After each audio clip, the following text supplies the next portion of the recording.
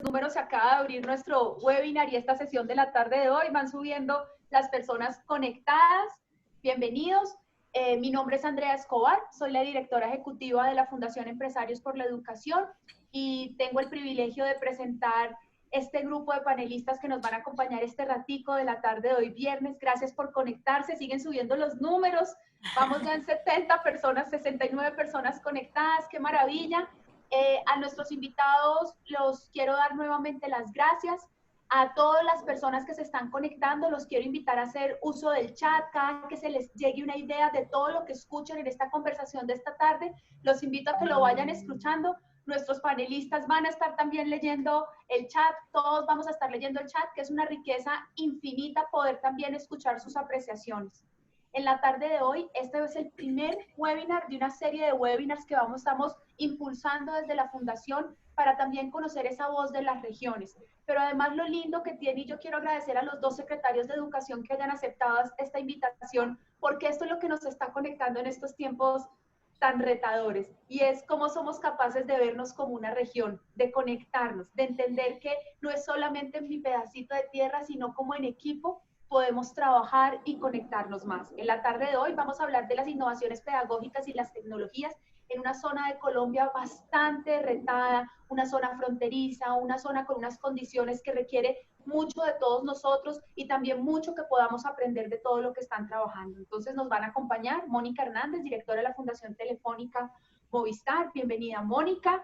Está el secretario de Educación Arturo Charria de Cúcuta. Está Ana Leonor Rueda Viva, secretaria de Educación de Bucaramanga. Óscar Aldana, rector de la institución educativa Julio Pérez Ferrero y hace parte del Nodo Regional de Directivos Docentes. Y esta conversación la va a moderar Adriana Áviles, directora de la Maestría en Educación de la UNAP. Bienvenidos, y este espacio virtual es de ustedes y gracias a todas las personas que se acaban de conectar. Andrea, muchísimas gracias. Muy buenas tardes para todos los que se están conectando en este momento. Muy buenas tardes.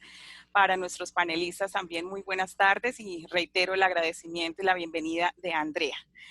Voy entonces a presentar brevemente a los panelistas que nos están acompañando. Tenemos a 4 invitados. Ellos son Mónica Hernández. Mónica es ingeniera industrial, magíster en modelos matemáticos, ha desempeñado diversos cargos a lo largo de su carrera profesional como docente, consultora estratégica y jefe de asuntos estratégicos de la casa editorial El Tiempo. Actualmente, Mónica es la directora de la Fundación Telefónica Colombia y ella es la encargada de la acción social y cultural del Grupo Telefónica en nuestro país, cuya estrategia es llevar la educación digital al entorno educativo, especialmente en los lugares más vulnerables que ahora quizá más que nunca estamos necesitando. Contamos también con la participación de Ana Leonor Rueda Vivas, quien hace más de 3 años está asumiendo el reto de la Secretaría de Educación en nuestra ciudad, en Bucaramanga. Ella es nutricionista y dietista de la Universidad Industrial de Santander y ha trabajado en la formación para la convivencia y la atención psicosocial en uno de los sectores más vulnerables de la ciudad. Tiene más de 25 años de experiencia en el sector educativo. Se destaca por su liderazgo y asertividad en el momento de concretar convenios con instituciones, por ejemplo, el Instituto Colombiano de Bienestar Familiar, la Alcaldía, la Fundación Éxito, Génesis y Telefónica, entre otras. Damos la bienvenida también al secretario de Educación de Cúcuta, el señor Carlos Arturo Charria Hernández. Él es politólogo, profesional también en estudios literarios, magíster en estudios culturales. Ha trabajado en distintos colegios de Bogotá, orientando cursos sobre historia de Colombia, literatura y ciudadanía. Ha desarrollado proyectos en el Centro Nacional de Memoria Histórica en temas relacionados con museo, educación y memoria. En 2016, Carlos Arturo fue nominado al Premio Compartir Maestro. Fue coordinador del Centro de Memoria, Paz y Reconciliación de la Alcaldía Mayor de Bogotá y consultor para el Instituto Nacional de Sordos.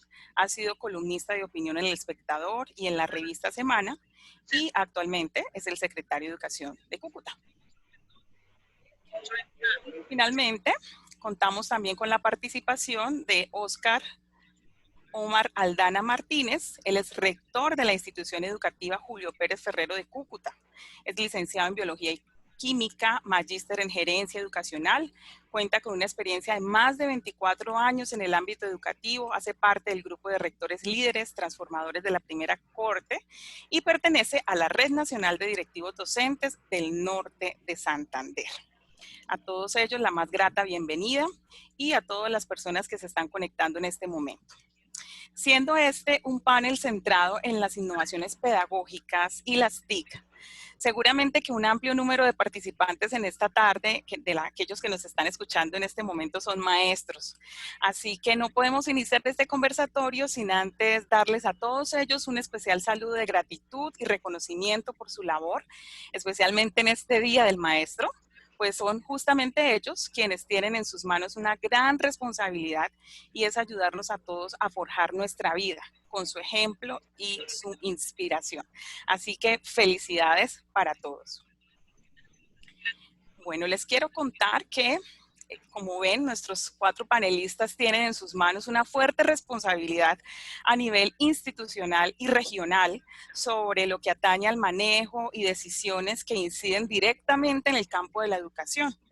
Entonces, ellos precisamente en la tarde de hoy nos van a compartir sus experiencias y su experticia en todo lo que tiene que ver y ha tenido que ver en toda esta incidencia y contingencia que estamos viviendo actualmente. La dinámica de la tarde será que vamos a tener una serie de preguntas para nuestros expertos invitados y le vamos a dar a cada experto invitado máximo 5 minutos para que responda. Les voy a pedir que cada pregunta la respondan en el orden en que fueron presentados. Es decir, vamos a iniciar con Mónica, seguimos con Ana Leonor, continuamos con Carlos Arturo y finalizamos con Oscar Omar. Bien. Como ya nos decía Andrea cuando nos dio la bienvenida, buscamos que este sea un espacio de total interacción, de profunda participación y reflexión. Así que la invitación también es a que todos ustedes, los que nos están escuchando, los que se están conectando en este momento, puedan también responder las preguntas que estamos aquí planteando. Y de igual manera dar sus opiniones frente a las preguntas que tengamos aquí, a lo que ustedes quieran compartirnos. Y para ello los invito a utilizar el chat de Zoom. Entonces todos estamos atentos a leerlos y a sentirlos un poquito más cerca. Vamos entonces a iniciar nuestras preguntas. La primera pregunta que vamos a plantearle a nuestro panel de expertos es: ¿cuáles han sido esos retos que para la región han sido fuertes, que los han impulsado y que los han tenido aquí presentes en aras de asegurar que nuestros estudiantes continúen con sus procesos de aprendizaje precisamente frente a la coyuntura?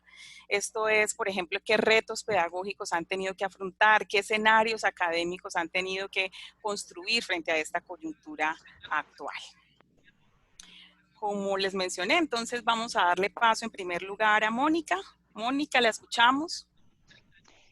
Bueno, muy buenas tardes para todos. Mil gracias al equipo de Empresarios por la Educación por esta invitación, por organizar este espacio. Como lo decías tú, Adriana, creo que lo primero en un día como hoy es felicitar a nuestros maestros que están haciendo esa labor tan importante hoy en día desde las casas, hacer ese esfuerzo de continuar con todos los contratiempos que hemos tenido, pero seguir adelante con todo este proceso de formación, apoyar a los estudiantes, apoyar a los padres de familia. Nosotros estamos convencidos desde siempre de la importancia de los docentes dentro del sector de educación y para que podamos hacer este proceso de transformación del país, pero hoy en día sí que ha sido realmente relevante toda esa labor y ese esfuerzo, ese sacrificio, esa entrega que tienen los docentes a enseñar y a formar personas para toda la vida. Entonces, primero sea estos 5 minutitos o este minutico para felicitarlos y agradecerles esa labor tan linda que hacen durante todos los días. Ya entrando en la pregunta que nos estás haciendo acerca de cuáles son los retos, pues a ver, indudablemente en este momento, para nosotros desde la Fundación Telefónica ya llevamos varios años trabajando en la promoción de la educación digital, en hacer que tanto los docentes como los niños, los estudiantes, los mismos padres de familia aprendan sobre el uso de las TIC en diferentes ámbitos para que sean utilizados desde el aula de clase y podamos tener niños que realmente estén preparados para los retos del futuro. Y hoy en día, bajo esta coyuntura, pues ese reto se ha vuelto mucho más evidente. El trabajar desde lo virtual, el poder realmente hacer que la educación virtual sea ese motor que sigue moviendo la educación en el país y el progreso en el país desde unas condiciones un poco diferentes. La educación virtual en general está llamada a ser esa herramienta que permita democratizar la educación en el país, cerrar barreras como el desplazamiento geográfico, disminuir costos, disminuir tiempos, hacer que realmente esté disponible esa educación para todos y no para unos solos, y en especial en zonas más apartadas, más rurales del país, donde por esas mismas características es más difícil que pueda haber un modelo de educación formal de la manera tradicional. Y en ese sentido, pues hoy en día lo estamos viviendo todos, incluso en las zonas urbanas, donde tal vez estábamos más acostumbrados a llevar ese proceso de educación desde lo tradicional, y ha sido todo un reto, poder uno tener las condiciones para que esa educación se pueda dar, y dos, lograr que la gente confíe en la calidad que puede tener la educación virtual.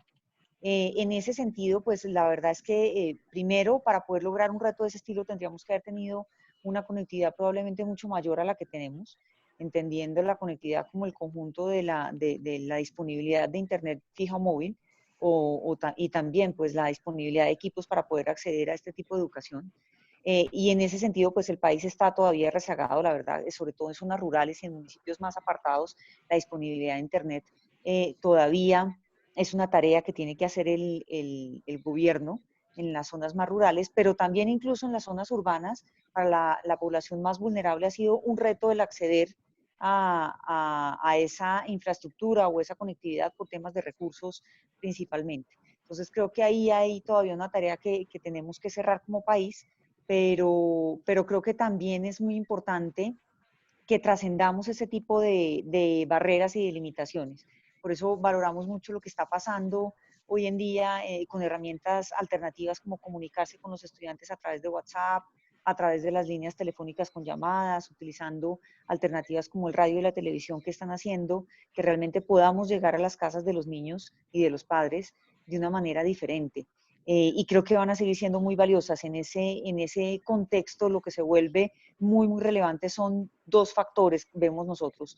Uno, tener realmente contenidos de calidad que permitan llegar tanto a docentes como a niños, como a padres de familia, con una formación que realmente esté a la altura de lo que se necesita en este momento. No por el hecho de ser virtual podemos tener una disculpa de que sea un contenido de mala calidad, al contrario. Existen muchas plataformas que pueden brindar ese contenido. Nosotros en particular, a través del proyecto Profuturo, que desarrollamos ya hace varios años en conjunto con la Fundación Becaria La Caixa, y que ya lo tenemos implementado en Latinoamérica, pero también en Asia y en África, ofrecemos una de esas alternativas que son contenidos STEM, en donde cualquier profesor puede apalancarse en esta herramienta que hoy en día ya está abierta también para uso de los niños desde sus casas, no solamente para los docentes, sino para uso de los niños también desde sus casas bajo esta nueva contingencia, pero se puedan hacer clases que se apalanquen en estas plataformas y se pueda llevar a cabo una clase dentro del contexto tradicional y el currículo tradicional, pero utilizando unas herramientas novedosas. Entonces, primero, los contenidos de calidad. Y segundo, se necesita formación. No, aun cuando nosotros tuviéramos al país conectado al 100% y todo el mundo tuviera una tableta o un computador en su casa, en realidad es que si no tenemos formación para los docentes o para los niños, para los mismos padres de familia, es muy difícil que pudiéramos aprovechar esa infraestructura. Y por eso es vital que nuestros profesores se formen en el uso de las TIC, que aprendan nuevas metodologías de clase para que puedan involucrar nuevas herramientas, nuevas alternativas dentro de las mismas, y podamos realmente lograr ese tipo de aprendizaje en el que queremos que los estudiantes sean el centro, que todo este proceso esté guiado para que realmente un estudiante tenga un proceso real de aprendizaje, más allá de sencillamente recibir información, que haya una interactividad y efectivamente se pueda dar ese proceso de aprendizaje. Y también para Mónica, los muchas padres de familia. gracias. Sí, Qué sí, pena la solamente interrumpo, pero cerrando. es que una de mis tareas es el tiempo. Listo, Entonces, perfecto, no hay además de problema. motivarlos, por supuesto. Mónica, muchísimas gracias. Vamos a escuchar Perfecto. entonces ahora a Ana Leonor. Ana Leonor, continuamos con esta pregunta de qué retos ha implicado para ustedes, para todo el sistema educativo que usted lidera en nuestra ciudad, toda esta coyuntura, y qué estrategias y qué entornos educativos han surgido a partir de ello o están surgiendo. Bueno, muy buenas tardes, Adriana. Un saludo especial a Andrea, a Mónica, a Arturo, a Oscar, que me acompañan hoy aquí en este espacio tan interesante y justamente el Día del Maestro. O sea, ya he enviado un saludo muy especial a todos los maestros de Bucaramanga y por supuesto a los maestros del país que han sido pilares y baluartes fundamentales en afrontar toda esta situación de la pandemia del coronavirus, pues realmente una situación inédita. Y la vida lo trae a uno justamente a ciertos escenarios y a mí como al doctor Arturo, que también saludo de manera muy especial, mi colega en la Secretaría de Educación de Cúcuta, con quien tenemos una fluida conversación y sabe por qué la vida nos puso a Arturo y a mí justamente a estar en Cúcuta y en Bucaramanga liderando esta situación.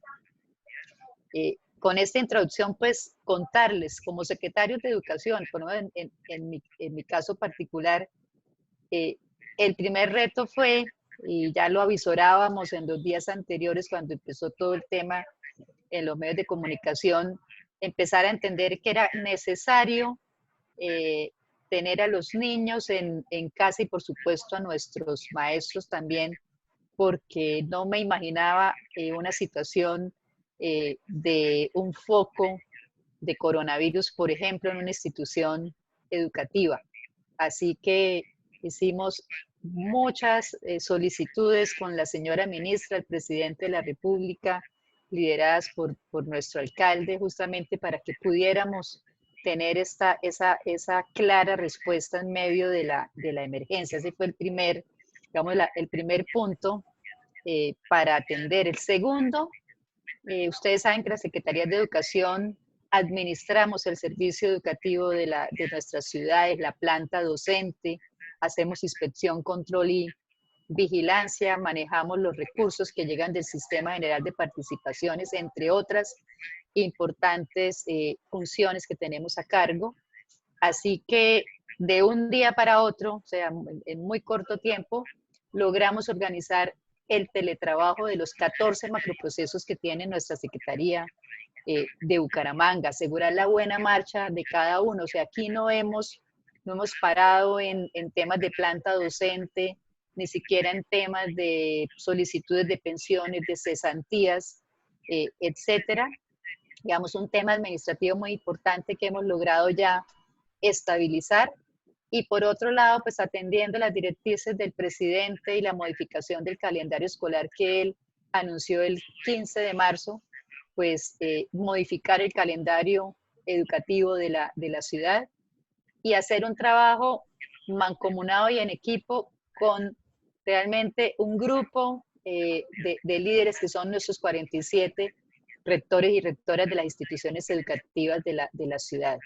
Hemos definido un plan de acción, un plan de trabajo, 15 componentes, y Bucaramanga todas las semanas se sienta su secretaria de Educación y sus rectores a revisar esos avances. Los retos, muchísimos. Puedo contarle, Bucaramanga tiene 78.000 estudiantes, de los cuales en este momento tenemos conectados a través de diferentes estrategias a 74.598, pero de 3.391 estudiantes en este momento no tenemos forma de llegar a ellos. Y de esos 74.598 estudiantes, estimamos que solo el 30% cuenta con posibilidades de equipos de cómputo, de tabletas y seguramente de buena señal y de buena conectividad. Así que el reto ha sido enorme, la creatividad de nuestros maestros y directivos docentes se ha puesto a prueba, así que nuestro reto es seguir trabajando en cerrar brechas, en dar contexto a medios de comunicación y a familias. La solución está en nuestras manos, se ha llegado a través de grupos virtuales de vecindad, a través de entrega de guías. O sea, hoy en día pues es muy importante contar que el 95.6% de nuestra población atendida en las aulas oficiales pues está recibiendo algún tipo de atención. Pero el reto es enorme, es complejo. Y hay que seguir pues para adelante con aliados como, por ejemplo, Fundación Telefónica, como las universidades, el mismo Ministerio de Educación Nacional, pero pues este es un trabajo que también ha hecho que los maestros se encuentren diferentes alternativas. Aquí ha sucedido algo muy importante y es, por ejemplo, los mismos maestros capacitando a maestros en plataformas, y creo que esta gestión del conocimiento pues también ha sido algo muy valioso y de rescatar. Con esto pues concluyo mi intervención, Adriana. Gracias. Ana Leonor, muchísimas gracias. Bueno, vamos a escuchar ahora al señor Carlos Arturo Charria, secretario de Educación de Cúcuta. Carlos Buenas Arturo, tardes, escuchamos. buenas tardes a todos, a todas.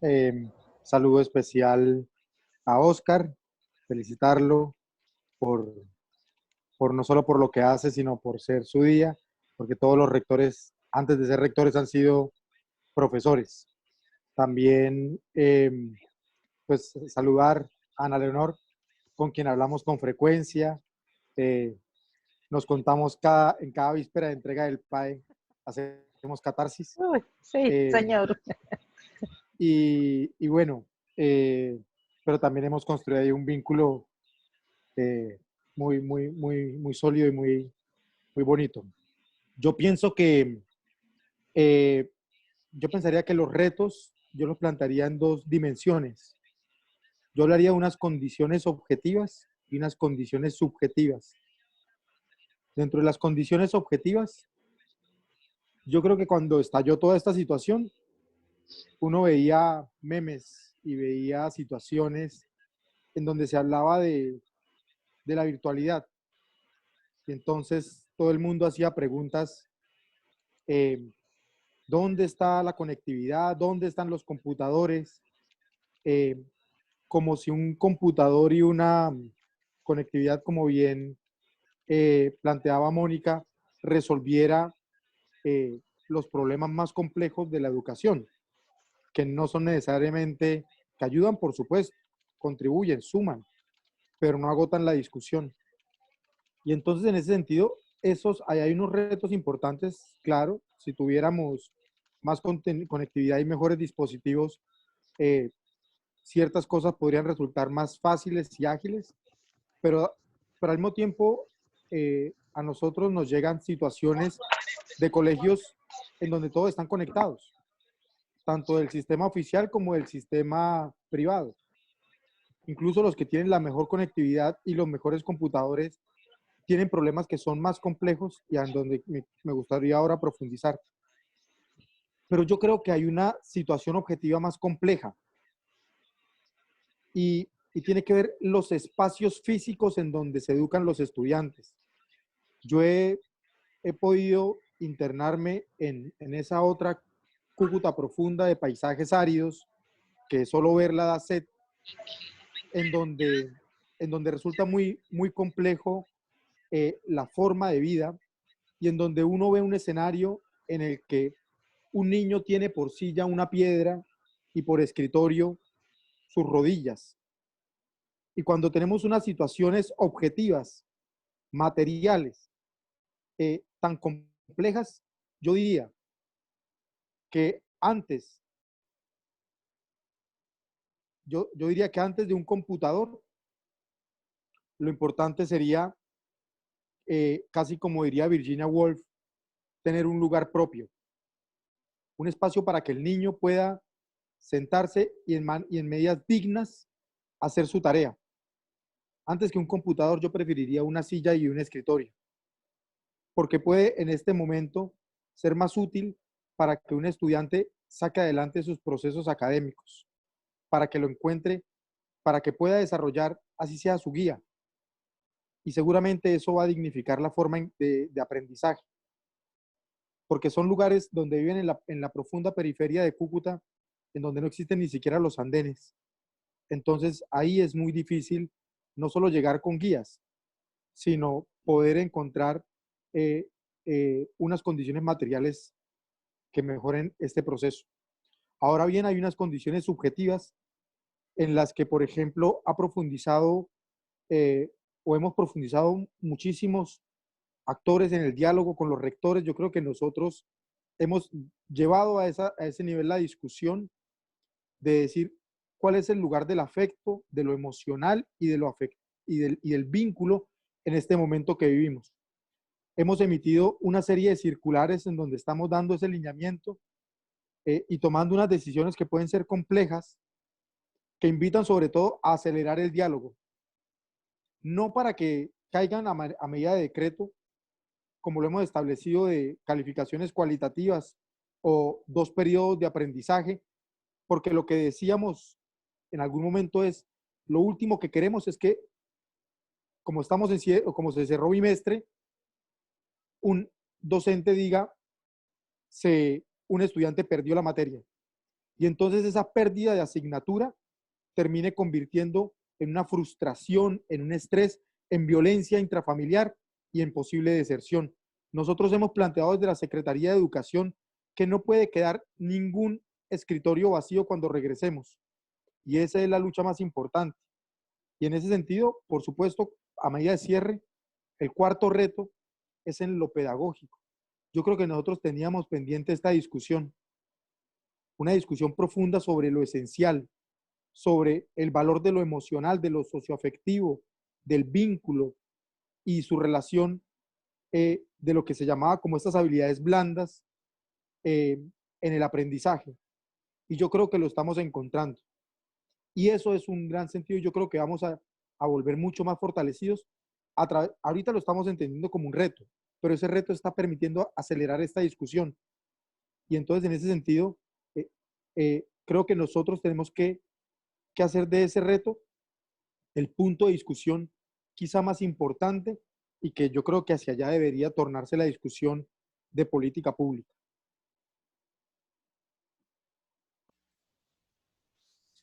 Muchas gracias, Carlos Arturo.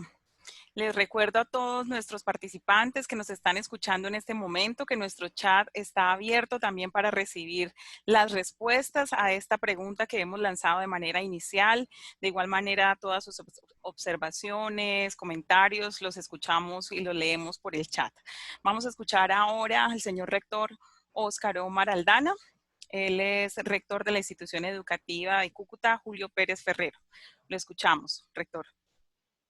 Muchas gracias, Adriana. La ventaja de ser el último es que puedo decir tranquilamente que mis panelistas que me antecedieron, estoy totalmente de acuerdo con ustedes.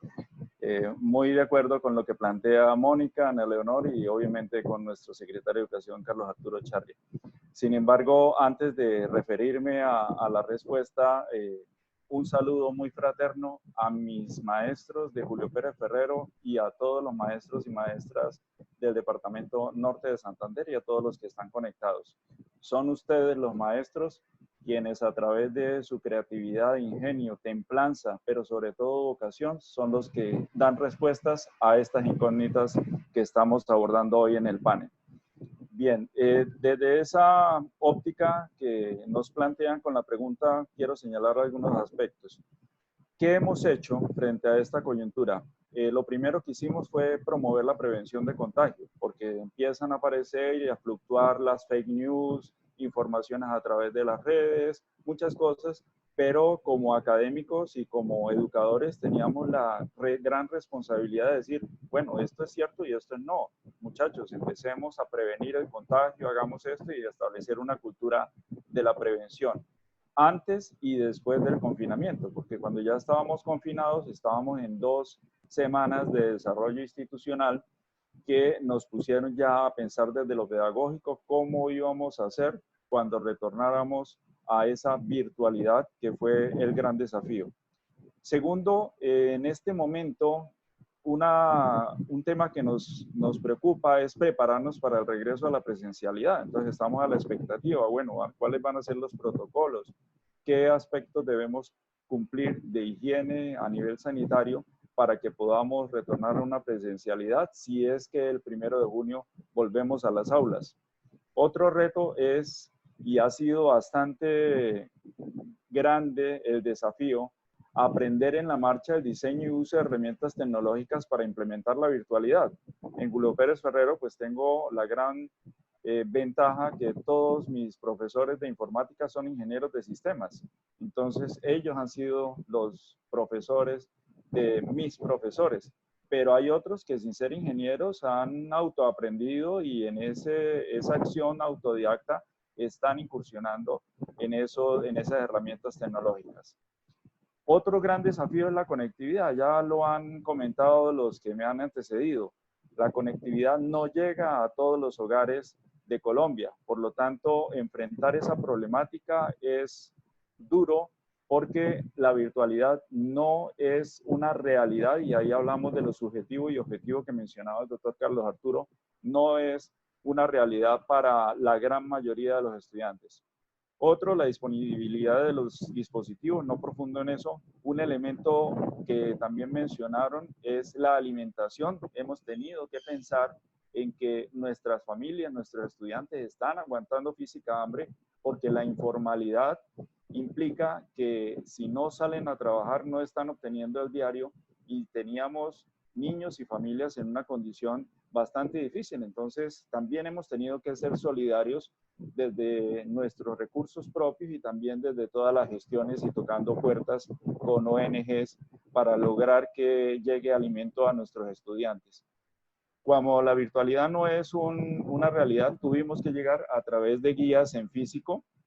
Llegar a todos nuestros estudiantes es el gran desafío también, porque hay estudiantes que frente al confinamiento y frente a sus condiciones de pobreza, pues lo mejor era irse a un sector rural con sus abuelos, con familiares, porque por lo menos en el sector rural hay productos de pancoger y está la yuquita que está sembrada, la sacan, la cocinan y tienen algo que probar, cuando en la ciudad es muy complejo.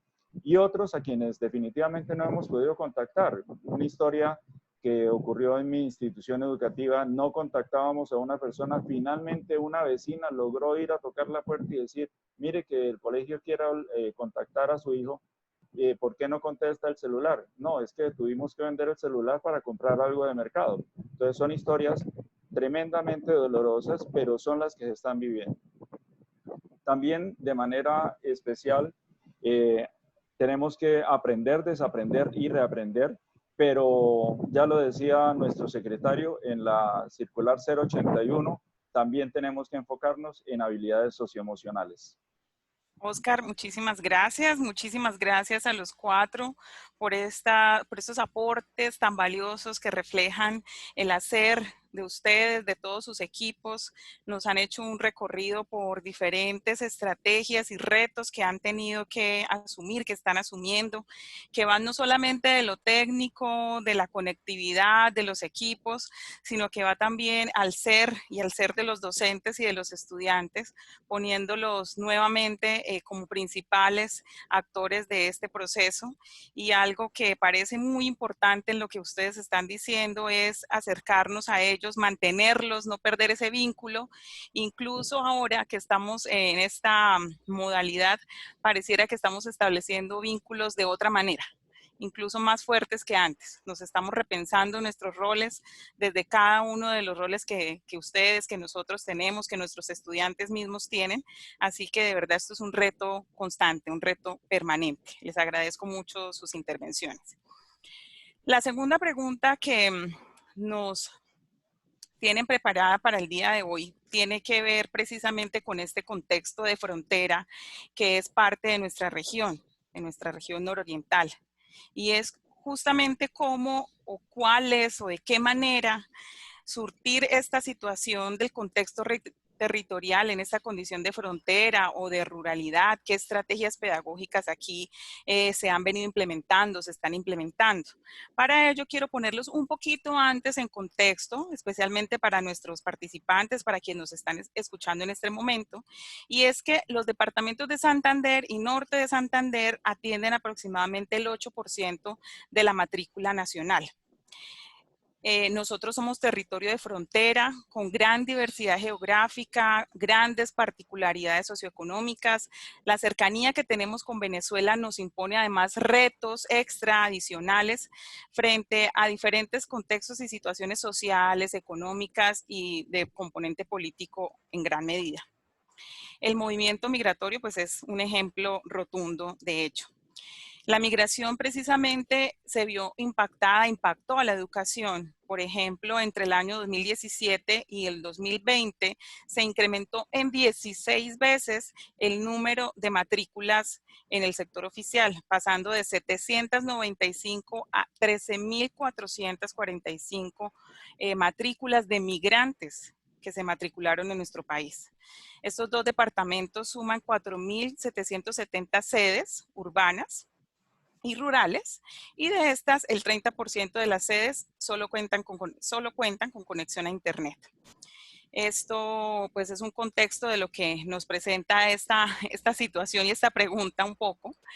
Y antes de pasar a escuchar a nuestros expertos frente a este contexto territorial de condición de frontera y en la ruralidad, queremos presentarles en este momento un video muy emotivo que presenta precisamente una experiencia de una institución educativa llamada Simón Bolívar, que se ha visto enfrentada a esta situación. Entonces, los quiero invitar a visualizar este video. Es un video corto y luego sí escuchamos a nuestros panelistas.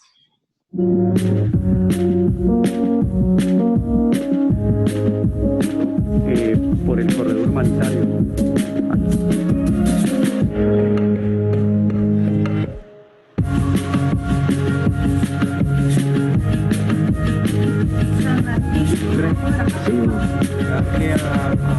Al enlace.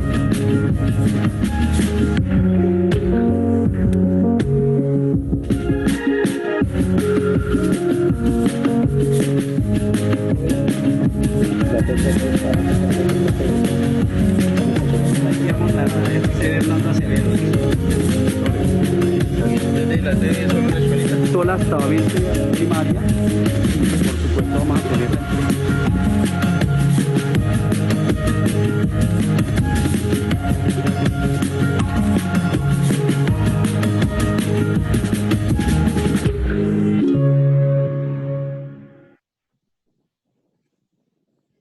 Bueno, muchas gracias.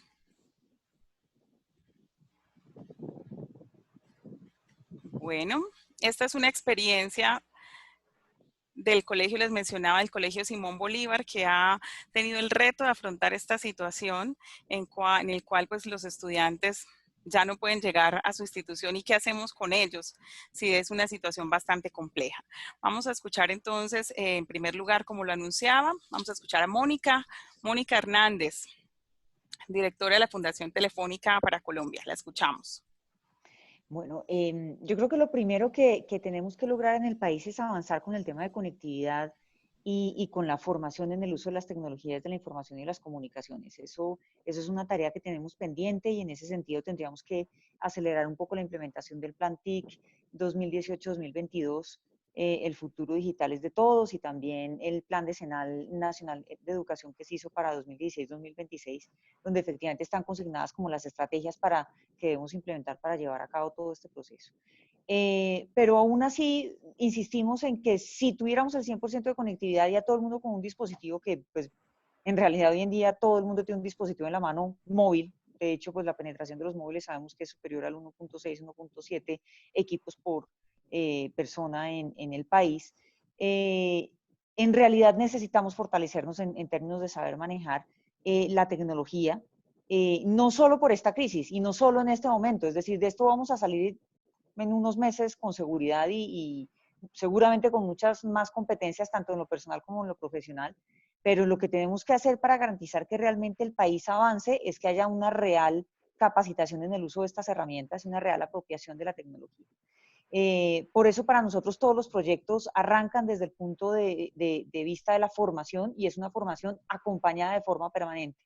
No es una formación y en este momento no lo estamos haciendo simplemente virtual, sino que tenemos además el acompañamiento de un tutor que está permanentemente respondiendo preguntas, motivando avances de los docentes o de los padres de familia para que realmente haya un conocimiento y un entendimiento del conocimiento que estamos tratando de entregar y de las herramientas que estamos tratando de entregar. así como siempre, en realidad lo hemos hecho desde el punto de vista Blended. Todos los proyectos que nosotros llevamos a cabo a lo largo de todo el territorio nacional siempre tiene un componente presencial de acompañamiento, de seguimiento, de formación presencial, que se complementa desde lo virtual. Por supuesto, como todos, nos ha tocado reinventarnos y ahorita estamos, como les digo, 100% virtual con el acompañamiento de un tutor. Pero siempre importante y priorizamos el tema de la formación para garantizar que se sepan utilizar esas herramientas y esa conectividad. En el caso particular de la población migrante del departamento, por ejemplo, del norte de Santander, estamos nosotros ya trabajando en una zona del barrio Camilo Daza, que queda en la zona norte del departamento. Y lo que hicimos allí, que es lo que hacemos siempre, es aliarnos con un actor local que atendiera a la población objetivo. Y en este caso nuestra población está siendo la población migrante con vocación de permanencia, y nos encontramos con la comunidad de Scalabrini.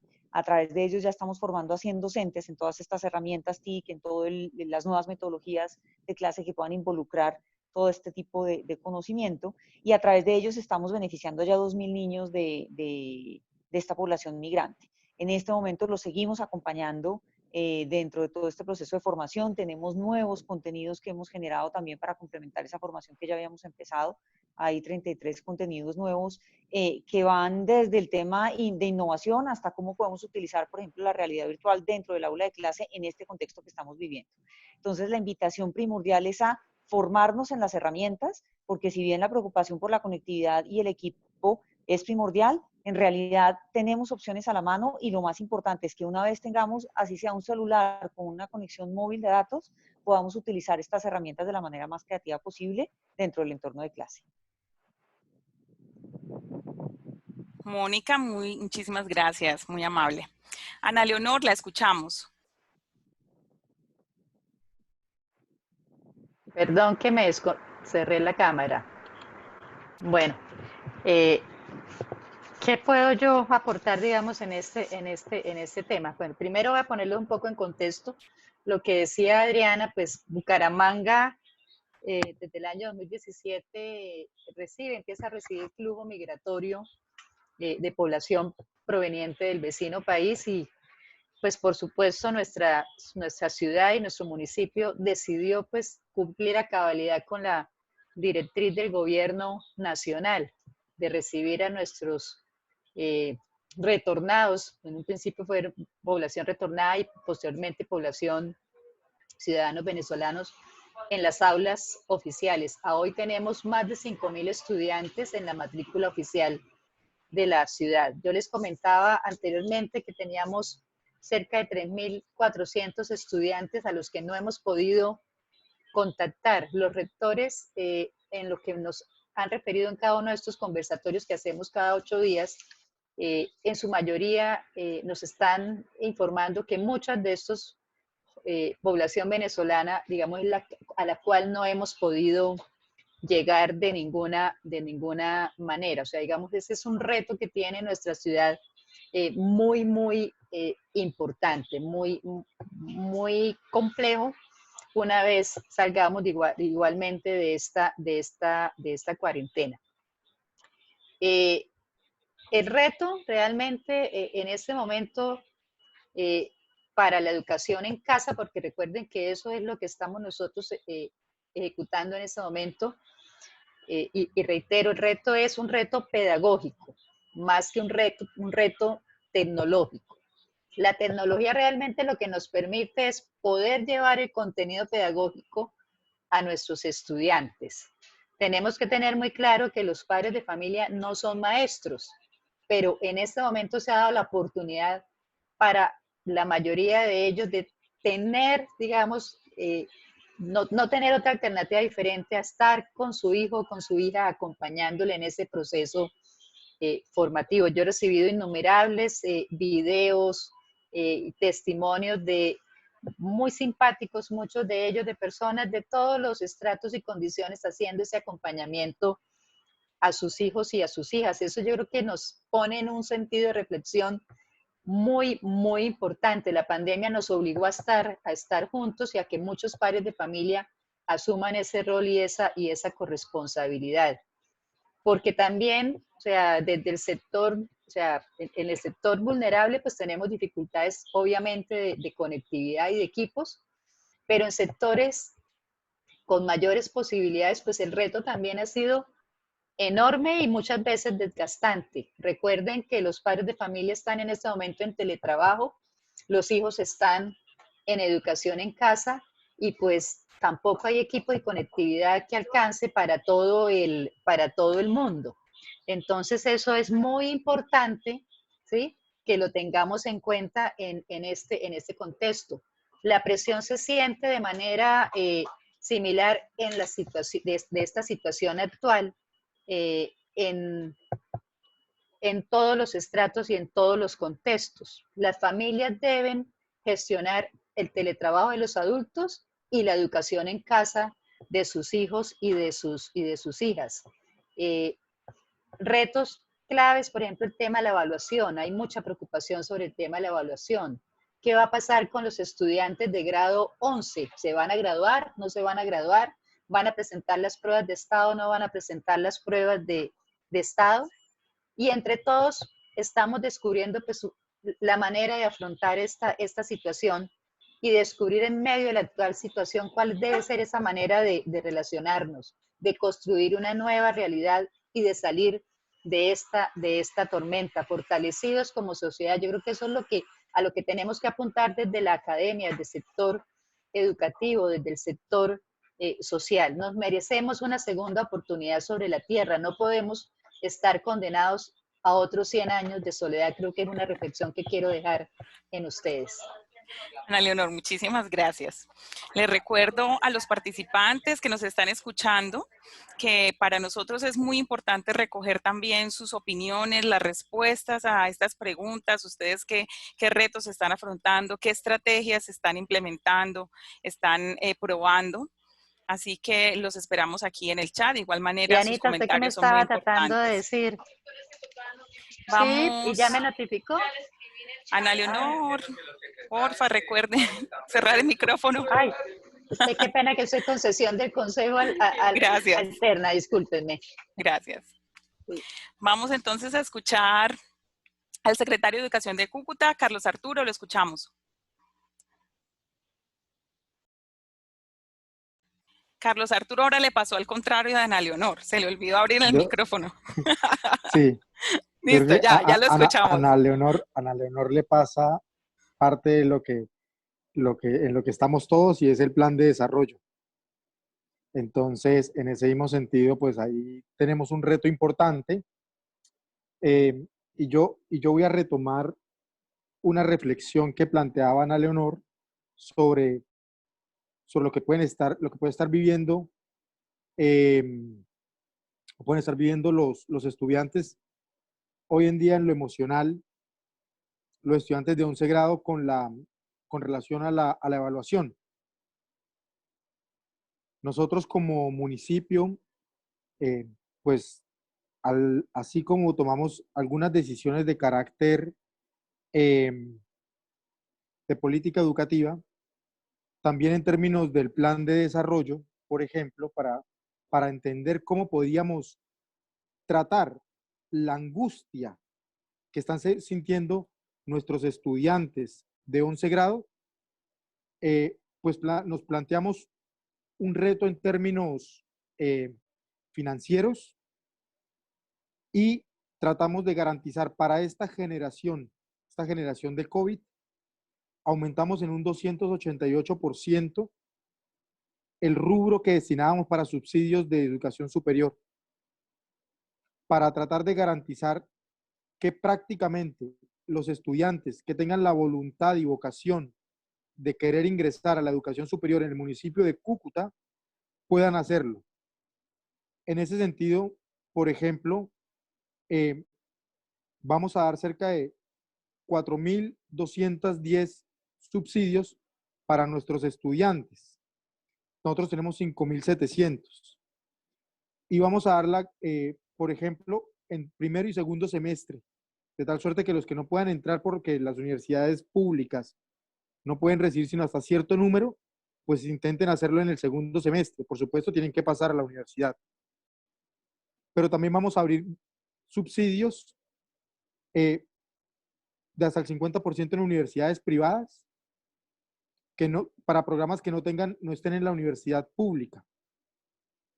Y las universidades, tanto privadas como públicas, van a complementar parte de estos subsidios. Es decir, aquí, como nos dice el alcalde, nosotros ponemos a rodar la pirinola y todos pone el distrito, perdón, el municipio, que va a poner la cantidad más importante, ponen las universidades entre el 20 y 30%, las universidades privadas están llegando hasta un 30%, y ponen también los estudiantes, una pequeña proporción que en ninguno de los casos va a pasar del 25 o el 20% de la matrícula, tratando en ese sentido de estimular el ingreso de los estudiantes independiente de las pruebas, porque sabemos que las universidades tendrán que modificar su forma de evaluación. Nosotros pues también en ese sentido lo que planteamos es, en lugar de generarles la angustia y el estrés a los estudiantes que sienten que en este momento su proyecto de vida ha quedado inconcluso o ha quedado cortado, sepan que puede continuar. Y de esa manera tratar que esta generación, que era la que tenía el escenario más complejo, porque son los que tienen que enfrentar ya mismo a la realidad de que se les termina el colegio y no saben qué hacer, sepan que tienen un horizonte al cual pueden acceder. Ese ejercicio lo lanzamos hoy, el Día del Maestro, en un colegio, en un barrio popular, aquí en Cúcuta, en donde hicimos esos compromisos que esperamos sean aprobados en el plan de desarrollo para poder sacar adelante la educación del municipio. También entonces en ese sentido, yo creo que esto es una combinación de esos esfuerzos conjuntos, pero que si bien decimos que hay preocupación en lo emocional, también debemos dar respuestas concretas a los estudiantes y darles herramientas a los profesores para que mantengan la moral alta de los estudiantes, de los padres de familia, porque pues todo no se puede quedar solamente en recomendaciones, sino también en voluntad política y en la decisión, digamos, de poder hacer de la educación un tema prioritario. Y si hay que ajustar los presupuestos para responder a esta situación, pues se deben ajustar. Pero entonces en ese sentido es alternar lo que están haciendo los profes en el aula y lo que tenemos que resolver nosotros en lo administrativo, pero también con decisiones de política pública. Y entonces, Óscar, usted ya que, pues yo creo que usted se enteró de algunos de los elementos, pero en este momento que comienza esta discusión, cuando estábamos hablando, Óscar hacía parte del Consejo Territorial de Planeación. Nosotros teníamos un rubro de 1.600 millones y logramos hacer un ajuste y llevarlo hasta 4.600 millones para poder incrementar anualmente. Es decir, no es por la vigencia, sino se va a mantener durante toda la se va a mantener durante toda la administración anuales. ¿Por qué esto? Porque esto debe permitirle a los colegios también estimular la permanencia y sobre todo saber que hay un horizonte adelante. Entonces, en ese sentido, tenemos que hacer un trabajo conjunto. Y entonces, ese es como la reflexión, un poco empatando con lo que decía Ana Leonor, para que en Cúcuta los estudiantes tengan esa segunda oportunidad sobre la tierra, citando ahí a García Márquez. Gracias, Carlos Arturo. Bueno, vamos a escuchar entonces al señor rector Óscar Omar Aldana. Lo escuchamos. Bien, muchas gracias. Muy de la mano con lo que venía hablando el doctor Carlos Arturo y en relación a la pregunta donde nos dicen qué estrategias pedagógicas innovadoras y creativas para maestros directivos. Entonces, la primera la tenía yo para los directivos de los Santanderes y para todos los que están conectados, es que los directivos docentes estamos obligados moralmente, profesionalmente a tener una participación en construcción de política pública. Y lo que menciona el doctor Carlos Arturo es esperanzador porque uno de los elementos que hemos considerado cuando discutimos lo que son los proyectos de vida de nuestros estudiantes, y más cuando trabajamos en sectores urbanos marginales con población altamente vulnerable, es cómo van a tener proyectos de vida si cada vez tienen menos posibilidades de acceso a la educación superior. Por lo tanto, me parece muy esperanzador la noticia que nos acaba de compartir el doctor Carlos Arturo. Segundo, es necesario que los directivos generemos espacios de discusión con maestros, porque es con ellos con los que podemos hacer reingeniería de las estrategias que no están dando resultado. O por el contrario, ¿qué nos está dando resultado y cómo hacemos réplica desde las diferentes áreas y niveles de la actividad escolar? Se nos habla mucho de las videoconferencias y en el caso nuestro tenemos videoconferencias desde la plataforma institucional. Otros maestros prefieren utilizar Zoom, otros Meet, otros Jitsi. Bueno, cualquiera de los medios que haga posible el encuentro con nuestros estudiantes es de gran ayuda porque es una interacción sincrónica. Estamos hablando directamente con nuestros estudiantes, pero como ya lo mencionaba en el primer corte, el nivel de conectividad, la disponibilidad de un dispositivo, por ejemplo, una familia con un solo celular y 3 estudiantes, más el papá que también necesita usar el celular, es muy complejo. Pero hemos tratado de no dejar de hacer este encuentro por videoconferencias. También el uso positivo de las redes sociales como Facebook. Volver Facebook un aula de clase es maravilloso. Utilizar YouTube tanto para clases sincrónicas como asincrónicas. Tener guías, pero a largo plazo. Es cierto que hay estudiantes que requieren las guías, pero cuando estamos entregando las guías en periodos muy cortos, 1 semana, 2 semanas, estamos generando aglomeraciones de personas y estamos exponiendo a que se reactive el contagio del virus. Entonces, la sugerencia es que las guías sean de un plazo prolongado, 1 mes, 2 meses, actividades a largo plazo. Se hace una sola entrega en el mes o en los 2 meses y eso permite que el padre de familia y el estudiante tenga ese elemento escolar en su casa, pero sin estar yendo con demasiada frecuencia a la institución educativa. Insistir en las actividades que permitan la vinculación con los actores de cada familia para desarrollar esas habilidades socioemocionales que ya mencionamos y que también ratifica el doctor Carlos Arturo en una circular que nos envió recientemente.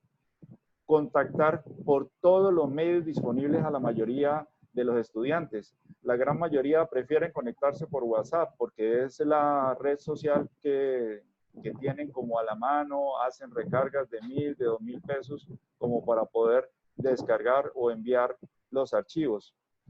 Es necesario que los maestros regulemos los tiempos de atención. Muchos maestros pasaron de 6 horas de jornada laboral a 12 horas conectados con sus estudiantes. Eso es generosidad pura de los maestros.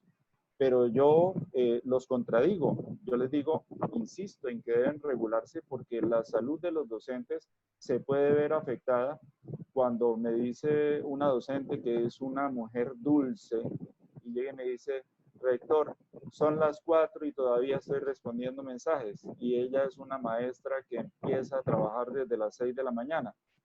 Entonces le dije, no es justo. Dígale a los muchachos que su horario de atención es de tal hora a tal hora. Pero nuestros maestros, como lo dije desde el inicio, son seres humanos maravillosos y ellos y ellas son los que están haciendo la diferencia.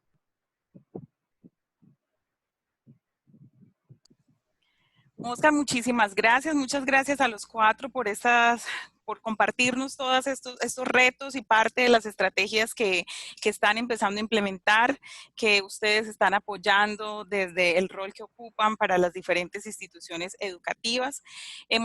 Les cuento que la participación en el chat de quienes nos están acompañando, de quienes nos están escuchando es muy alta. Hay diferentes comentarios alusivos a, se siente, hay una sensación de, bueno, y todo esto que nos están diciendo, ¿cómo lo materializamos pensamos y realmente cómo hacemos para que podamos lidiar con todo esto que se está hablando de la escolaridad en casa, de mantener quizá un poco la verticalidad de la educación. Finalmente todavía se siente como muy unidireccionalmente el papel de la instrucción, se siente incluso todavía así como instrucción. Y cómo se podría garantizar realmente ese acceso a la educación como el derecho que todos tenemos, y cómo se podría materializar realmente que todos logremos desarrollar esas habilidades socioemocionales de las que estamos hablando, tanto estudiantes, familia, docentes, directivos docentes. ¿Cómo de verdad ustedes nos podrían ayudar o indicar frente a cómo trasladamos esa dinámica que sabemos que no es la misma, no es hacer lo mismo que hacíamos en el colegio y ahora lo vamos a hacer en casa? Claramente no, pensamos que no es eso, pero entonces cómo frente a esta coyuntura están sucediendo, y ya de manera como muy particular, y estrategias, algunos ya han mencionado ejemplos claros, de materializarlo y hacerle frente a esta situación sin perder la educación de calidad, sin perder lo que, digamos, la expectativa de los estudiantes y también de los padres, que también, por supuesto, que están muy preocupados frente a esta coyuntura que estamos viviendo y que toca lo educativo. Mónica, la escuchamos. Vale, yo insisto un poco en lo mismo que les hemos venido hablando, o sea, hay que formarse y alternativas hay muchas, o sea, hoy en día hay muchas opciones en Internet para poder aprender a hacer ese tipo de cosas. Lo primero es perderle el miedo y desmitificar tal vez una serie de situaciones a las que no estamos acostumbrados y que pueden estar haciendo que tengamos cierto temor, cierta incertidumbre, cierta desconfianza frente a que este proceso puede funcionar.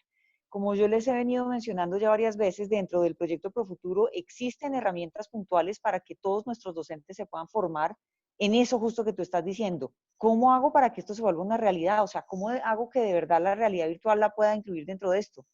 Dentro de mi proceso de formación a mis estudiantes, o no nos vayamos tan lejos. ¿Cómo hago para que WhatsApp pueda ser una herramienta de comunicación? ¿O cómo hago para que mi clase no sea simplemente seguirme viendo con mis alumnos ahora en un contexto un poco diferente, que es la pantalla de un computador en el cual además no los estoy viendo a todos al tiempo?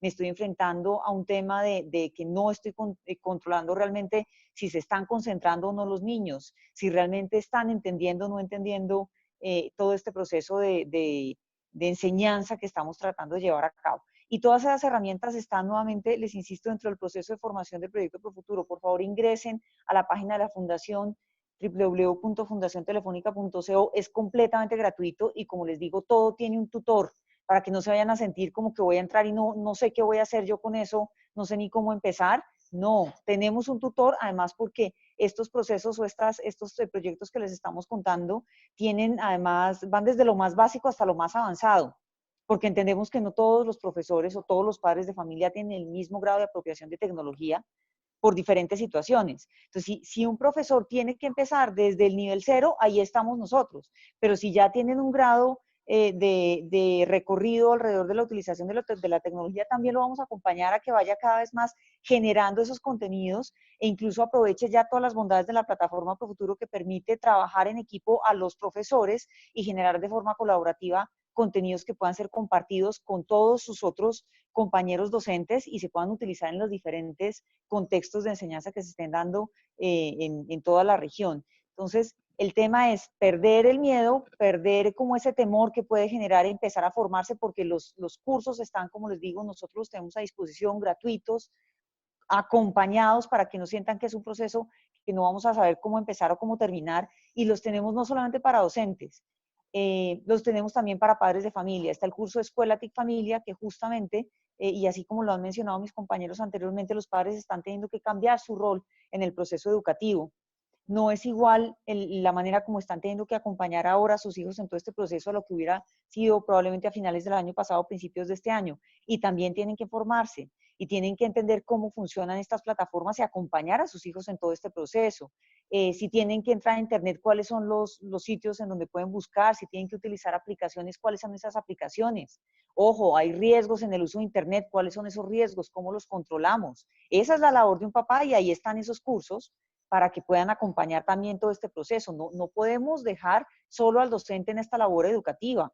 En este momento los padres de familia también tienen un rol protagónico en todo lo que es educar a su niño y acompañarlo en ese proceso, y ahí están las herramientas. E incluso para docentes y también para padres de familia, si lo quisieran explorar, están también todo el curso de Educación para la Paz, que explora todas las competencias socioemocionales que hablábamos hace un rato, que también es importante que nuestros docentes se formen en ello y puedan transmitir ese tipo de conocimiento a los niños, en un contexto que es un poco diferente, pero que los niños también continúen recibiendo los beneficios de una formación en lo socioemocional, desde el lado de la empatía y otro tipo de competencias que hagan que sean mejores seres humanos. Entonces, la recomendación es básicamente arriésguense a aprender, tómense un tiempo, pero las alternativas están, no les cuestan más, y a partir de ese aprendizaje con seguridad van a llegar a ser muchísimo mejores profesionales, no solamente para esta coyuntura, porque como les digo, de esta salimos en unos meses, es que más adelante esas mismas herramientas las van a poder seguir utilizando dentro del contexto presencial,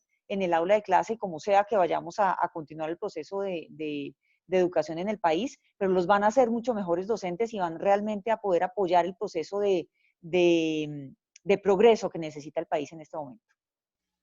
Mónica, muchísimas gracias. Muchísimas gracias también por la invitación, que está generando aquí en nuestros participantes gran motivación. Ya nos están preguntando la dirección para ingresar y los veo muy motivados, aunque también nos dicen que eso requiere mucho tiempo, así que hacen un llamado a los rectores para que les den tiempito para formarse, ¿no? Eso es también importante. Bueno, vamos a escuchar a Ana Leonor, ¿la escuchamos? Bueno, gracias, Adriana. En Bucaramanga, o sea, digamos, en la experiencia que hemos tenido en este casi ya 2 meses larguitos de confinamiento y de toda esta situación. De manera particular, pues el reto ha sido justamente cómo llegarle a cada estudiante en casa. Yo les mencionaba inicialmente que cerca del 70% de nuestros estudiantes pues no cuentan, digamos, con esas herramientas, pero eso no ha sido tecnológicas, pero eso no ha sido tampoco una barrera para poder tener a cerca del 95% de los estudiantes ya atendidos y conectados. ¿Qué hemos visto nosotros en nuestra ciudad? Bucaramanga tiene, por ejemplo, un gran esfuerzo en temas de robótica. Viene también animando un proceso muy interesante en tema de formación STEAM. Ahí estamos de la mano con la Cámara de Comercio de la ciudad, que ha sido un aliado, y es un aliado pues fundamental y muy valioso, igual que Empresarios por la educación. Hemos venido trabajando, por ejemplo, también temas de bilingüismo en los últimos 4 años larguitos, también con apoyo del Consejo Británico. Fundación Telefónica hemos trabajado proyecto Profuturo en varias de nuestras instituciones educativas, así que aquí hay, digamos, un talento humano pues, que tiene ese tipo de fortalezas. Y ha sucedido algo muy interesante, por ejemplo, sedes educativas como Bosconia en el Corregimiento 2 ha llegado al 100% de sus estudiantes. La rectora con algunos docentes y coordinadores ha estado vereda por vereda, casita por casita, entregando el material pedagógico. Allí tenemos, por ejemplo, problemas de conectividad inclusive para las llamadas telefónicas, pero se está buscando la alternativa creativa de cómo llegar a los estudiantes. Sectores como el norte de la ciudad, rectores que también han hecho ese gran esfuerzo, ese gran liderazgo para trabajar también con plataformas propias de las instituciones educativas oficiales. Algún rector ayer nos contaba en este encuentro semanal que ahora sí todos sus maestros encontraban la forma de utilizar la plataforma que tenían quizás desde hace varios años y que pues no nos habíamos visto en la necesidad de utilizarla. Los grupos virtuales de vecindad que yo les mencionaba, los grupos de WhatsApp, los grupos de Facebook se han vuelto importantísimos para que los niños puedan recibir el material y puedan devolver, digamos, los trabajos para evaluación y revisión de sus maestros, las llamadas telefónicas, del contacto con los líderes sociales. Aquí es muy importante contar, por ejemplo, que los presidentes de las juntas, los ediles, los grupos de lideresas, de mujeres han sido determinantes para poder generar ese contacto entre unos y otros. La atención personalizada a través de las llamadas telefónicas, el uso de herramientas que dispuso el Ministerio de Educación Nacional en la plataforma que tiene y que puso desde el principio, pues con 80.000 o más contenidos a los cuales pues también se ha venido tratando de encauzar para que cada maestro encuentre allí la oferta que puede poner a disposición de sus estudiantes. La televisión, los canales de televisión oficial con los programas, con la programación y la parrilla que han dispuestos, pues es parte de, digamos, de esas herramientas que pueden utilizar, digamos, nuestros maestros para tratar de cerrar esa brecha entre quienes tienen todo y quienes realmente carecen de muchas de esas posibilidades. O sea, como les dije al inicio, o sea, esto lo tenemos que ir construyendo. Yo veo también un regreso que no necesariamente va a llevar de nuevo a todos los niños en un solo momento a las aulas, así que habrá que establecer esa estrategia Blend con diversas posibilidades, pero el gran reto es realmente poder llegar al 100% de nuestra comunidad educativa y mitigar ese riesgo de deserción. Y también, por otro lado, el paso de los, o sea, esa posibilidad de llegada de matrícula del sector privado al sector oficial, que creo que también hay que tener una gran alerta sobre eso y una respuesta institucional desde el sector oficial. Gracias, Ana Leonor, muy amable. Vamos a escuchar entonces ahora al secretario de Educación de Cúcuta, Carlos Arturo Charria, lo escuchamos.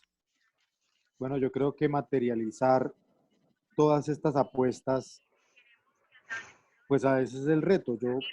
Yo recuerdo mucho una película que se llama Buscando a Forrester, que muchos quizá han visto, que habla sobre esa relación entre, más que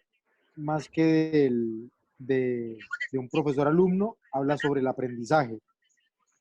En ese sentido, hay una lección muy importante ahí que habla desde la voz propia. Y yo creo que cada docente en este momento está buscando desde la cantidad de información, preguntas, inquietudes, sus miedos, está buscando su propia voz. Porque en este momento yo creo que muchos docentes también se enfrentan a un tema y es la saturación de alternativas y pedagogías y metodologías y formas y herramientas. Y a veces yo creo que más Perdón, que... Ana Leonor, ¿recuerda cerrar el micrófono, por favor? Que buscar Gracias. más que como esa ruta que logre esa concreción desde afuera. Yo pienso que es como una especie de reencuentro con lo esencial. En ese sentido, por supuesto, ahí es donde se aterriza ese vínculo entre, o ese equilibrio entre lo tecnológico y digamos, las apuestas pedagógicas. En ese sentido, cuando el docente logra reencontrarse eh, con, con esa voz, con esas preguntas que quizás no se hacía hace años, y es cómo llego a mis estudiantes. Porque yo creo que todos los que hemos estado frente a un tablero hemos sentido eh, eternas esas primeras clases. Yo me acuerdo la primera vez que fui profesor y creo que me sentí más exhausto esa semana que si hubiera hecho ejercicio todos los días, todo el tiempo. Llegaba cansado porque realmente no sabía qué hacer. Y es porque estaba aprendiendo a ser docente. Y yo creo que en ese sentido los profes también se están reencontrando de nuevo con esa pregunta esencial porque se están moviendo de ese lugar y se están dando cuenta en ese sentido que es un equilibrio entre su voz propia, entre las necesidades de sus estudiantes y las herramientas con las que cuentan, que ahí sí es cuando es guía, texto, plataformas, redes sociales, pues él las encuentra. Y es cuando encuentra uno docentes maravillosos que creo igual Ana Leonor, le llegan unas historias de docentes que hacen lo imposible, docentes que hacen vacas para ponerle minutos a sus estudiantes, para darles conectividad. Docentes que, por ejemplo, dicen, a mí me sobra este computador, ¿a quién le sobra este computador? Y se lo mandan a un estudiante. O, por ejemplo, en las zonas rurales, en donde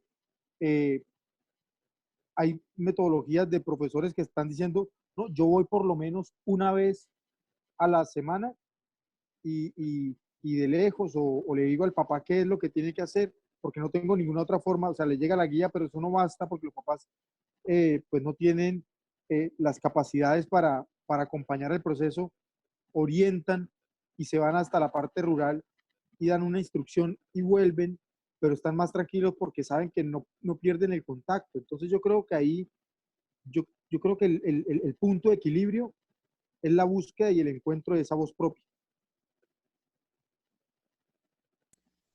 Muchas gracias, Carlos Arturo. Escuchamos a nuestro rector, Oscar. ¿Escuchamos? Gracias, Adriana. Sí, antes de dar paso a mi respuesta, quiero hacer el abordaje de una pregunta que compartían por el chat en cuanto a los tiempos de los maestros. Cuando me refiero a los tiempos del maestro, no quiere decir que sea el maestro el que defina los tiempos de trabajo, sino que defina los tiempos de atención a los padres de familia cuando esa atención se le está convirtiendo en una atención permanente y durante todo el día, 2 jornadas o a veces hasta altas horas de la noche. A eso me refería. Lo otro, alguien preguntaba sobre el manejo de las redes sociales. Las redes sociales que han sido altamente cuestionadas por aspectos negativos también se puede dar un giro a un uso positivo. Una experiencia que tuvimos con WhatsApp es que se creaban unos grupos y entonces todos los grupos estaban dispersos y había que repetir el mismo mensaje varias veces, como lo dice la persona que escribe en este chat. Pero cuando se cambió a un solo grupo de WhatsApp, pero un grupo de difusión que se puede manipular a través del administrador y decir, bueno, en este momento o en este horario vamos a tener la interacción, se abre la oportunidad. Cuando no hay interacción, entonces sencillamente se cierra y solamente se envían las informaciones. En fin, los maestros han sido altamente recursivos para el uso de esos recursos. Entonces nos dicen cómo medir en las estrategias que incluyen las TIC y en las que no. Primero, la gran preocupación es la evaluación y la promoción. Eso es una tarea que tenemos en este momento y desde el inicio particularmente le dije a mis maestros, en este momento no hablemos de evaluación, en este momento no hablemos de promoción. Tenemos que indagar cuál es la realidad, cómo va a ser el desempeño de los estudiantes, con cuántos estudiantes nos vamos a conectar para realmente entender cómo vamos a evaluar y cómo vamos a definir promoción. Ya eso es una discusión que vamos a abordar acá en la ciudad de Cúcuta, ya lo conversamos los rectores y particularmente en mi institución. La próxima semana tendremos consejo académico para dar ese debate. Pero más allá de la evaluación y de la promoción, realmente debemos apoyarnos en un concepto de evaluación formativa. El concepto de evaluación formativa o de cualificación en lugar de calificación no es nuevo, es un concepto que desde hace rato lo hemos leído en diferentes autores y que es la gran apuesta en este momento, porque si nos volvemos netamente cuantitativos, sencillamente vamos a tratar de definir una nota que se convierta como en un sello para el estudiante. Y no se trata de eso.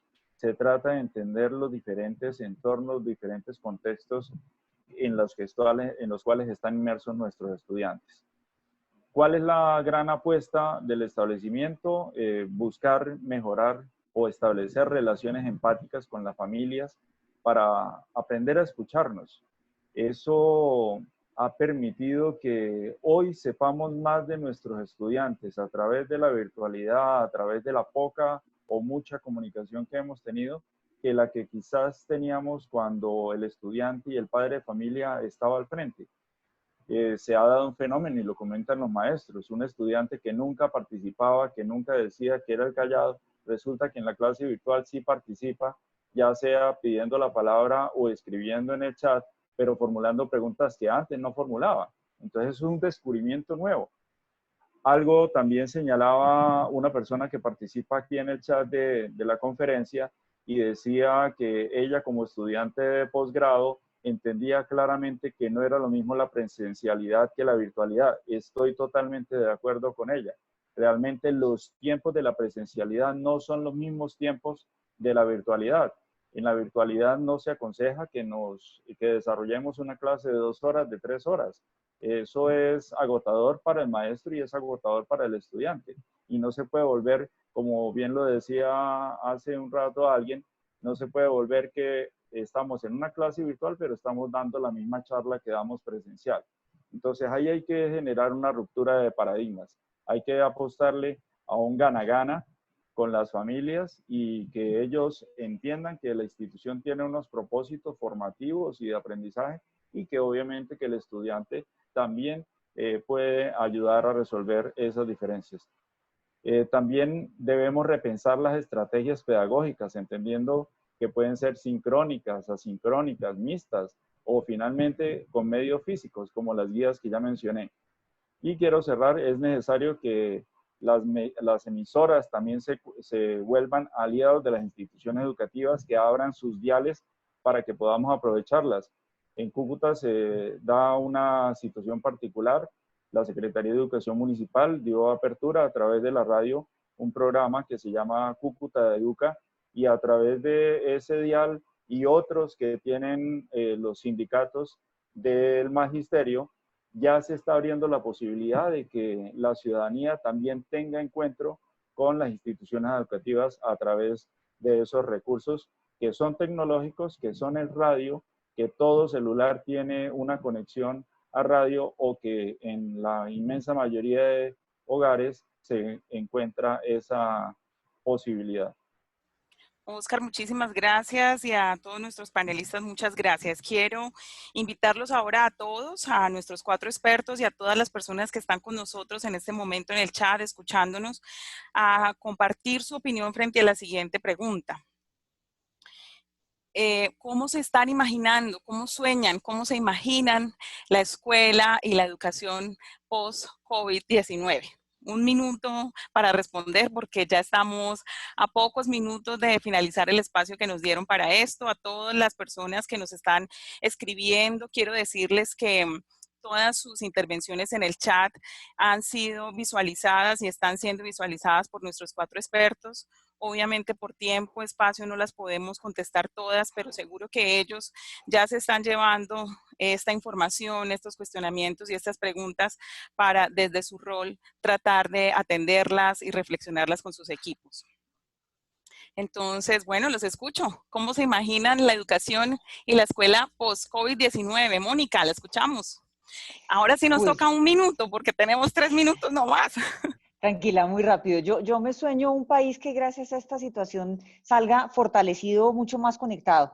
Realmente que logramos salir de esto, porque por cuenta de esta coyuntura, pues logremos tener realmente un incremento en la conectividad, y por lo tanto me sueño unos docentes que realmente puedan aportarle al crecimiento del país desde la tecnología, mucho más familiarizados con el uso de herramientas nuevas, con nuevas metodologías para llevar a la clase, permitiendo además que la educación virtual sea complementaria a la educación presencial, y logrando que realmente estos niños que van a ser los que van a estar desempeñando los empleos el día de mañana, sean realmente seres humanos formados tanto en lo técnico como en los valores, pero que tengan un uso y una apropiación realmente muchísimo mayor de la tecnología.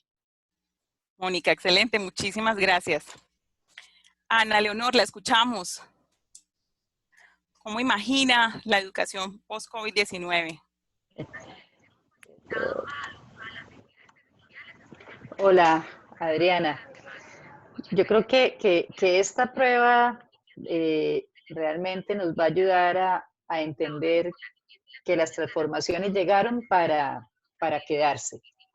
Por una parte, creo que el Ministerio va a diseñar unos protocolos especiales de bioseguridad.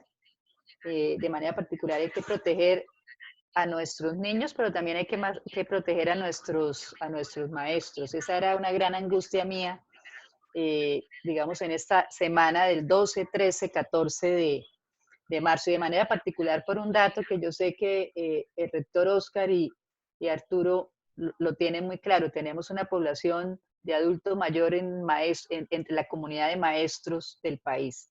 Bucaramanga tiene un número importante de personas mayores de 60 años en las aulas, así que no podemos permitir pues, que vaya a haber ningún tipo de foco en una institución educativa ni pública ni privada, y de cualquiera de los niveles. Así que yo creo y estimo que se van a tomar medidas fundamentales y regresar a lo que estábamos habituados hasta ese momento. Yo creo que se va a tomar un tiempo especial. Eso en temas de, digamos, de bioseguridad y de contener lo que es esta pandemia.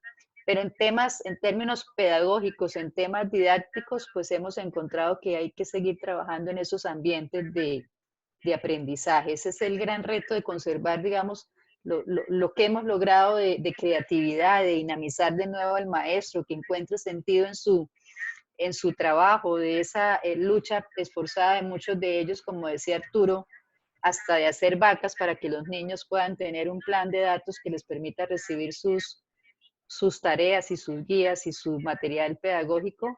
Eso hay que conservarlo. A eso hay que conservarlo, y por supuesto seguir profundizando esos temas de conectividad y de tecnología que finalmente, pues yo puedo decir que nos han de alguna manera permitido estar, por ejemplo, hoy en este tipo de reuniones que ya se nos están volviendo pues habituales. Estamos demostrando que quizá no necesitamos hacer tantos viajes, o sea, tantos gastos en temas a veces de esas movilizaciones, y que en mi caso, pasé de una reunión mensual a una reunión semanal con mis rectores. O sea, esos son temas que tenemos que seguir trabajando. En Bucaramanga, nosotros Ana estamos Leonor, me haciendo... toca interrumpirle porque Bueno, acuérdese que esta pregunta era de 1 minuto. sí, pero bueno, o sea, pero yo quiero cerrar con lo siguiente, ¿sí?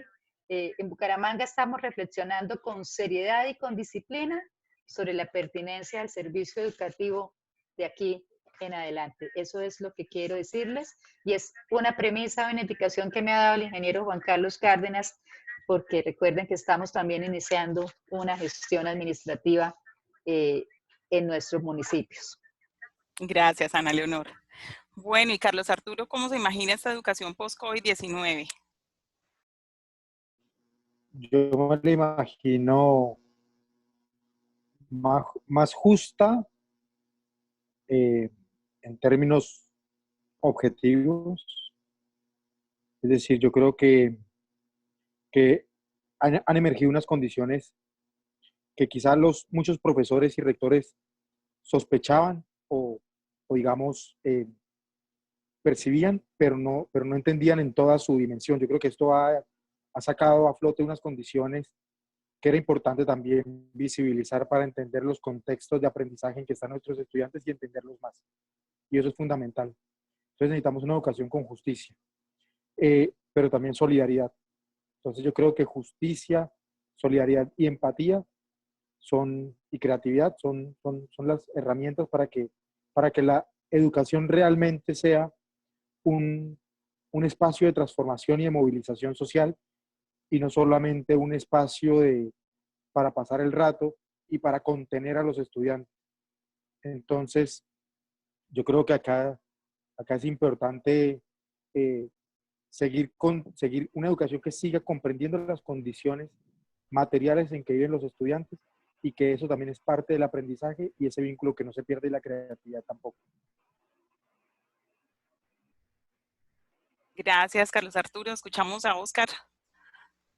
Bien, tenemos el gran desafío de aprender de nuestros errores, de entender que esta ruptura de paradigmas nos ofrece nuevos paradigmas, y como lo dije ya, debemos aprender, desaprender y reaprender. Una sociedad más humana, con una mejor y mayor sostenibilidad ambiental, porque con la reducción del tránsito del ser humano aumentó el tránsito de los animales y el crecimiento de las plantas y la depuración de las aguas. Entonces ahí hay un gran desafío porque volvemos a salir y volvemos a contaminar. Bueno, pero finalmente lo que sí me da tristeza es que por higiene, por sanitario, no voy a poder disfrutar los abrazos de mis estudiantes de preescolar cuando llego a visitar su salón. Eso sí me entristece, pero bueno, forma parte de ese nuevo paradigma que tenemos que enfrentar cuando lleguemos. Y quiero cerrar haciendo lectura del chat de mi psicopedagoga Aura Sierra Franklin, que escribió: pienso que el cambio está en nuestras manos, simplemente nos queda investigar, aprender y poner en práctica lo que hemos aprendido con mucha angustia. Gracias, Oscar. Gracias a los 4. Gracias a todas las personas que nos están escuchando y compartiendo su sentir, su imaginario, sus ideas y sus expectativas frente a esta última pregunta de cómo imaginamos la educación, las instituciones educativas en el post-COVID-19. Hemos recogido palabras como transformación, participación, justicia, humanización, vínculo, influencia, participación de la familia, más interacción, que reflejan un poco lo que estamos haciendo desde ya. Les reitero a todas las personas que nos han participado en el chat que todo esto pues se lo llevan también nuestros panelistas, nuestros expertos. Les cedo ahora el espacio para un video de la Fundación Telefónica, a partir de todas las preguntas que hemos tenido acá también, de cómo acceder a todos estos recursos y a todos estos espacios de formación que nos ha compartido Mónica. Entonces, los invito a observar este video. Nuevamente, muchas gracias a los 4, a los secretarios, al rector, a Mónica de la Fundación Telefónica por estar aquí. Seguramente la expectativa de algunos de nuestros participantes es tener cosas más concretas, pero ante este panorama de total incertidumbre en la que todos estamos, pues esto es lo que estamos haciendo. Estas son nuestras apuestas, poco a poco estamos aprendiendo y bueno, la reflexión aquí justamente es para escucharnos y entre todos aprender y como dicen y muchos mensajes acá han sido reiterados, salir de esto juntos, con un esfuerzo mancomunado desde las directivas, desde los docentes, desde las familias, desde todos los que hacemos parte de esta comunidad académica y educativa. Así que muchas gracias. A ustedes. Muchas gracias. A ustedes mil ¿Qué gracias. nos hace humanos? ¿Qué significa ser humano? Nuestra humanidad no se define por lo que tenemos, sino por quienes somos. Y por nuestra capacidad de sentir solidaridad y de comprender a los demás. La tecnología nos ha servido para encontrar soluciones, respuestas, caminos. Pero ahora más que nunca, con los retos de la revolución digital, necesitamos trabajar para que nadie se quede atrás. Con la tecnología podemos construir un mundo solidario, inclusivo, justo. Un mundo con igualdad de oportunidades. Podemos mejorar las posibilidades de desarrollo de quienes más lo necesitan. Si queremos transformar nuestro país, es necesario que la educación de calidad esté al alcance de todos y más en los entornos más vulnerables.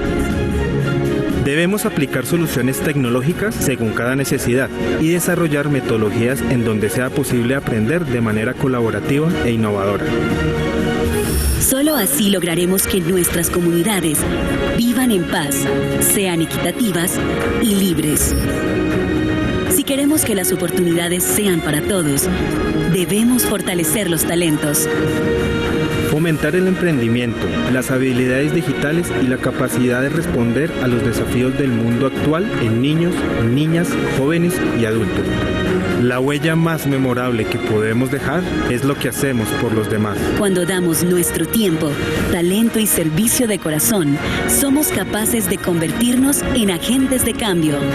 Y si logramos que la innovación, así como las ventajas que supone vivir en un mundo digital, se compartan con todas las personas a través del arte y la cultura, lograremos transformar y enriquecer la vida de cada ser humano. Esto es lo que hacemos en Fundación Telefónica Movistar. Somos el lado social de la era digital.